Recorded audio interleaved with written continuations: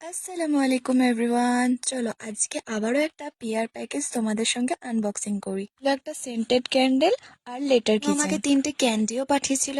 আমি না অনেক ধরনের ক্যান্ডেল দেখেছি, কিন্তু সেন্টেড ক্যান্ডেল এই প্রথমবার ইউজ করতে চললাম। পার্সেলটা ওপেন করার সময় আমি সত্যি অনেক হ্যাপি হয়ে গেছিলাম যে এত সুন্দর সুন্দর গিফট আমাকে পাঠিয়েছে। স্মেলটা তো জাস্ট অসাধারণ ছিল, আমার তো দারুণ লেগেছে।